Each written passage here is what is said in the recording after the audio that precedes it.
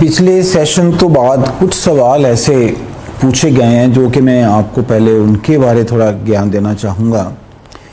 एक सवाल पूछा गया कि जो ये टेस्ट हम करते हैं जो कि कोविड के लिए टेस्ट किया जाता है, तो कभी वो पॉजिटिव आ जाता है तो कभी दूसरे दिन कह देते हैं नेगेटिव है, या पहले नेगेटिव है फिर पॉजिटिव, ऐसा हो सकता है? किसी ने ये सवाल पूछा है। ये पॉसिबल है क्योंकि हो सकता है, इस पर डिपेंड करता है कि जो सैंपल लिया जाए कि वो सैंपल प्रॉपरली लिया गया है नहीं गया। अगर वो सैंपल ठीक नहीं है तो भी एक दिन नेगेटिव आ सकता है, सेकंड टाइम अगर जब रिपीट करो प्रॉपर सैंपल से तो पॉजिटिव आएगा। कितनी बार ये भी होता है कि थोड़ा वायरल लोड पे भी डिपेंड करता है। अगर शुरू में वायरल लोड कम है it may be negative, and after few days when you test it, when the viral load has gone up, it can become positive. किसी ने ये भी सवाल कहा कि कैन मशीन बी मैनिपुलेटेड? नहीं, ऐसा बिल्कुल नहीं है। ये टेस्ट बहुत रिलायबल है, सेंसिटिव है, बट ओनली थिंग इज एक तो जैसे मैंने कहा सैंपल प्रॉपरली लिया जाए, और दूसरा जैसे मैंने कहा है कि पॉसिबिलिटी हो सकती है इसकी एक दिन, तभी ये अगर किसी को तकलीफ़ है, उसको बुखार है, ऐसे सिम्टम हैं जिससे लगता है कि उसको कोविड हो सकता है, आप टेस्ट करो उस दिन नेगेटिव आया है, वो दोबारा भी रिपीट करना चाहिए, एंड हो सकता है after few days it may B positive. So it is possible. तो ऐसा नहीं है कि ये किसी लैब की डिफरेंसेस हैं, this can happen in this disease process. एक सवाल किसी ने पूछा भी कितने टेस्ट करने चाहिए। ये होता है कि कोविड टेस्ट जब ये किसी को सिम्टम है एक करिए, अगर वो पॉजिटिव है तो पहले तो था कि 14 दिन के बाद, क्योंकि 14 दिन इसका बीमारी का हम कहते हैं कि पीरियड है, उसके बाद जिसको भी ये तकलीफ़ होती है वो उसके बाद अपनी इन्फेक्शन स्प्रेड नहीं कर सकता। ये वायरस जो है इन्फेक्टिव नहीं रहता। तो पहले तो था कि जाने से पहले आइसोलेशन सेंटर से या हॉस्पिटल जाने से पहले एक टेस्ट किया जाए, अगर नेगेटिव है तो डिस्चार्ज किया जाए। पर जो ये थोड़ी नॉलेज गेन हुई है in the last some months, many institutions, I think centre which have in work, ये देखा गया कि 10-12 दिन के बाद ये वायरस अगर कोई किसी को इन्फेक्शन है वो उसके बाद इन्फेक्शन स्प्रेड नहीं करता। ये जो किसको अगर तकलीफ़ है शुरू में इन्फेक्टिव होता है, जैसे पहले 2 दिन जब उसको सिम्टम भी नहीं होते तब भी वो दूसरों को पास ऑन कर सकता है। मैंने जैसे लास्ट टाइम बताया ये मैन टू मैन ट्रांसमिशन है। तो जब भी कोई खांसी करता है, स्नीज करता है, इवन जब बोलते हैं तो वायरस आप बाहर निकालते हैं, ड्रॉपलेट्स निकालते हैं इसके। पर 10-12 दिन के बाद जो होता है कहते हैं इन्फेक्टिव नहीं रहता। तो आजकल ये भी अप्रोच है कि जो पॉजिटिव था, सपोज वो हॉस्पिटल में दाखिला है, तो 10 दिन के बाद अगर कोई 3-4 दिन उसको कोई बुखार नहीं हुआ, कोई तकलीफ़ नहीं, 10th-12th day he can be sent back home. पर एक एडवाइस के साथ कि हफ्ता अपने घर पे थोड़ा अपने आप को आइसोलेशन रखिए। सो टेस्ट जो हैं इसमें एक तो जो एक बार पॉजिटिव आ जाए फिर तो वही होता है कि आप 2 हफ्ते के बाद अगर सपोज किसी की तकलीफ चल रही है you can repeat after 2 weeks. पर आजकल ये भी है अगर किसी को कोई तकलीफ नहीं है, रिकवर कर गया, कोई बुखार नहीं, हम बिना टेस्ट के भी उनको अब घर भेजते हैं। जैसे मैंने कहा सपोज कोई नेगेटिव है और उसके क्लिनिकल सिम्टम्स हैं कि ये तो बड़ा सजेस्टिव कोविड का है, एक्सरे में कई बार कोई फाइंडिंग आती है, तो फिर वो शक डालता है तो फिर आपको दोबारा करना पड़ेगा। एक किसी ने सवाल पूछा which is also very scientific question कि पूल टेस्टिंग करते हैं, वो क्या है पूल टेस्टिंग? पूल टेस्टिंग ये होता है कि सपोज करो कि हम एक सैंपल को डालते हैं मशीन में तो एक हीट हुआ। आप क्या कर सकते हैं, 5, 10, 20 सैंपल को इकट्ठे करके भी आप डाल सकते हैं टेस्टिंग के लिए। तो उसमें ये होता है कि सपोज वो नेगेटिव हैं तो ये 10 ही 10 जो इतने पूल किए थे तो नेगेटिव है। अगर ये वो पॉजिटिव है फिर हमें दोबारा सभी 10 को, क्योंकि उनके सैंपल रखे जाते हैं, उनको दोबारा हर एक को टेस्ट करना पड़ेगा कि देखने के लिए कि कौन सा पॉजिटिव है।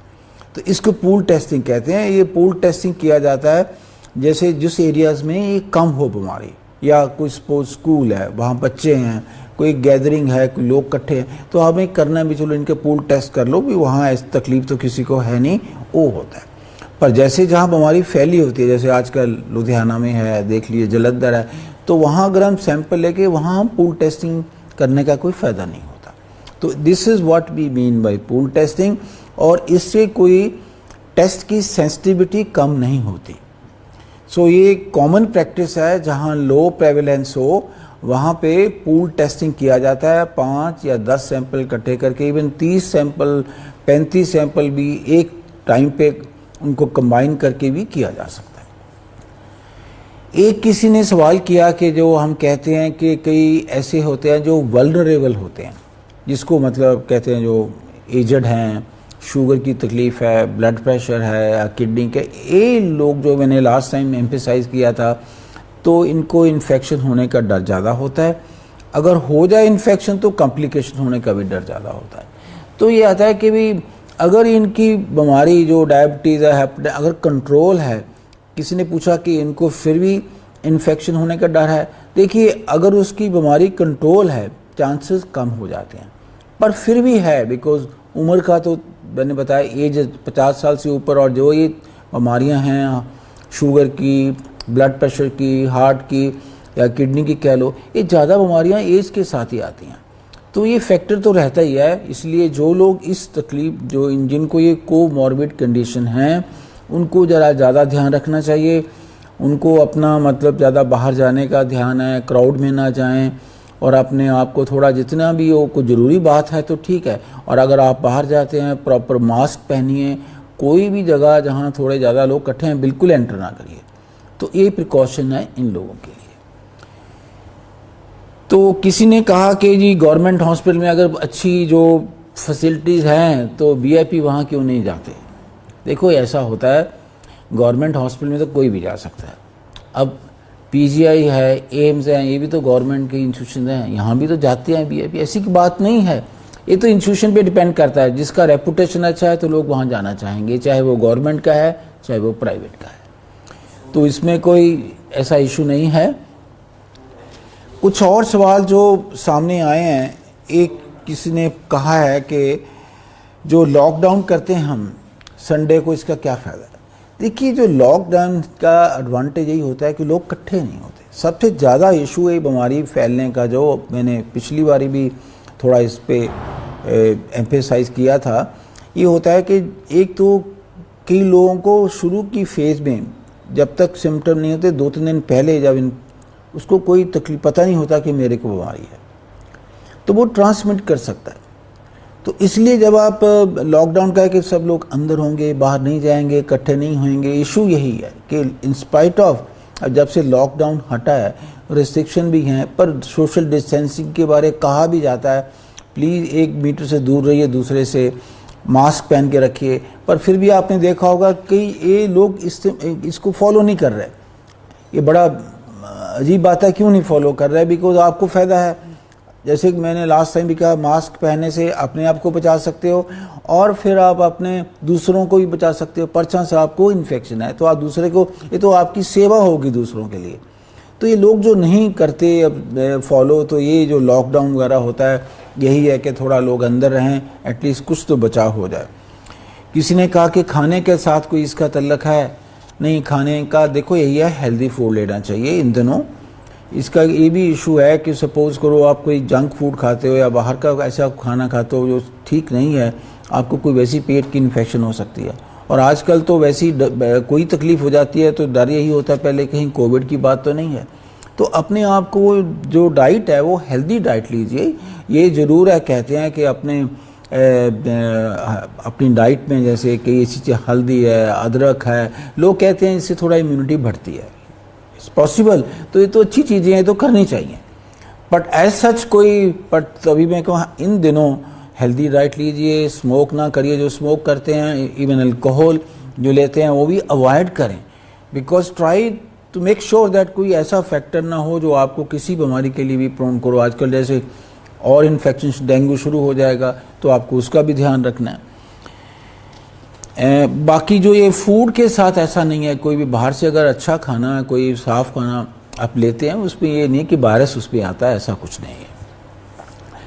किसी ने कहा कि वैक्सीन का क्या स्टेटस है।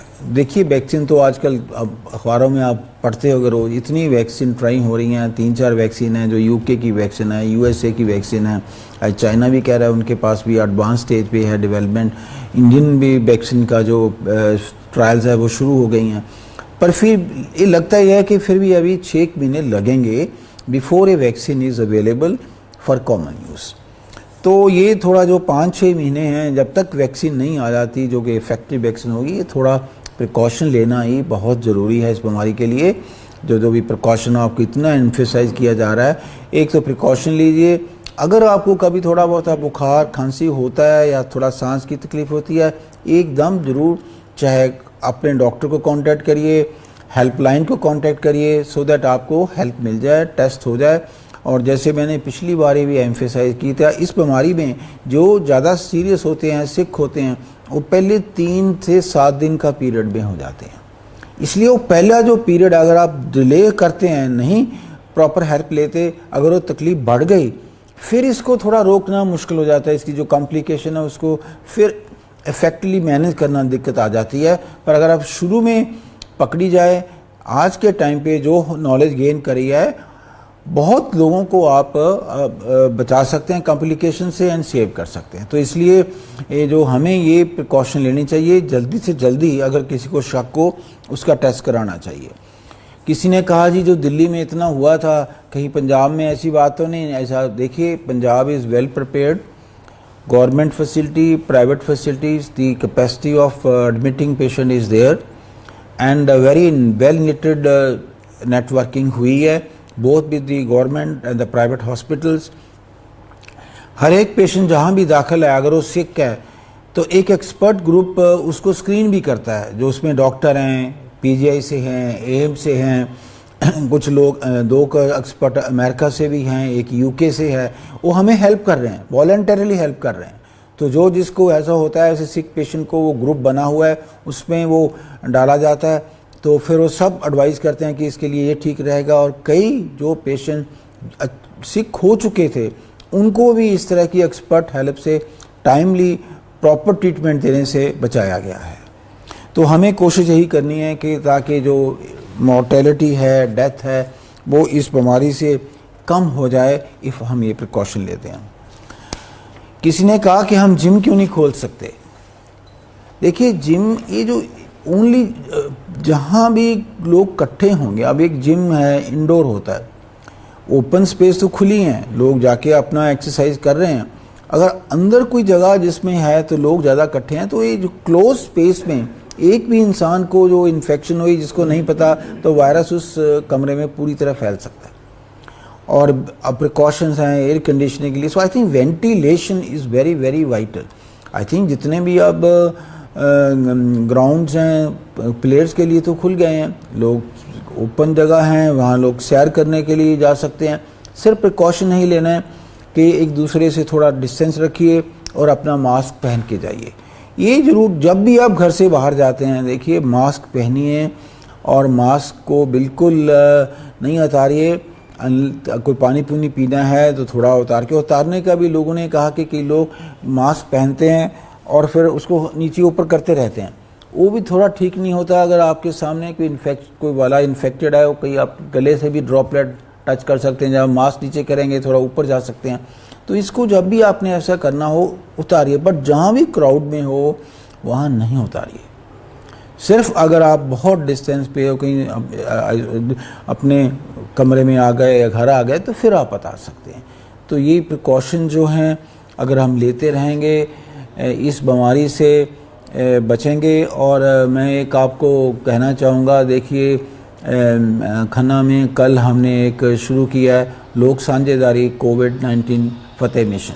इसका मतलब यही है कि लोगों को इसको समझ के लोगों को साथ लेना पड़ेगा कि लोगों को डर है, पता नहीं है क्या बीमारी है, लोगों ने सोचा स्टिग्मा सा है, ऐसा कुछ नहीं है। हमें सबको एजुकेट करना है कि अगर आपको तकलीफ़ है जल्दी अपना टेस्ट कराइए और फिर उसके मुताबिक जो आगे ट्रीटमेंट है वो आपका होगा।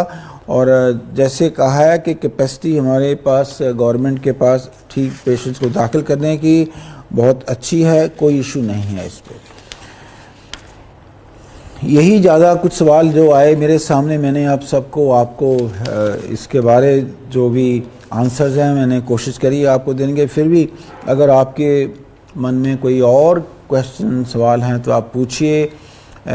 तो बट मेरा ही है कि अब अपने साथियों को, अपने नेबर्स को, अपने कॉलीग्स को, इन सबको एजुकेट करिए कि प्रिकॉशन लेना एक बहुत बहुत ज़रूरी है इस बीमारी से परे रहने के लिए। और खुदा ना करे आप किसी को हो जाए तो इसका इलाज प्रॉपर है। मैं नहीं कहता कि ट्रीटमेंट है, पर जो हमें अब नॉलेज हो गई है उससे आप बहुत लोगों को कॉम्प्लिकेशन से बचा सकते हैं।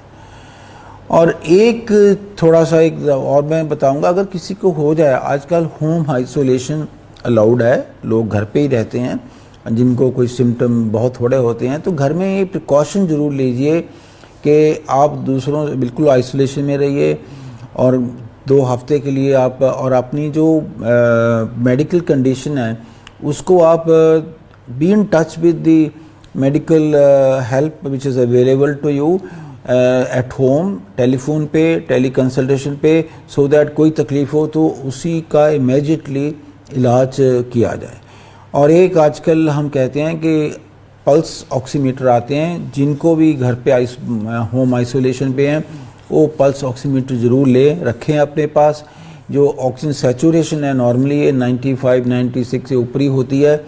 अगर आपको लगता है कि इसकी सैचुरेशन थोड़ा कम हो रही है, ये भी अर्ली फीचर है इसका कि थोड़ा तकलीफ बढ़ना चाहे तो उसी टाइम जब भी किसी की सैचुरेशन 94 से कम हो जाए, या आप वैसे नॉर्मल है 6 मिनट वॉक करके देखिए कमरे में, वॉक करने के बाद फिर सैचुरेशन देख लीजिए, अगर लगा फिर ये फॉल कर रही है 93 से नीचे जा रही है तो ज़रूर डॉक्टर को कांटेक्ट करिए।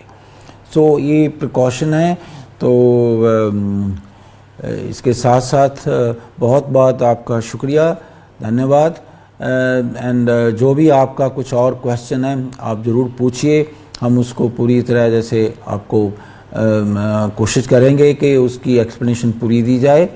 बट जो मैंने कहा, मैं दोबारा भी कह रहा हूँ, प्रार्थना ही कर रहा हूँ कि ये प्रिकॉशन ज़रूर लेते रहिए। बहुत बहुत धन्यवाद।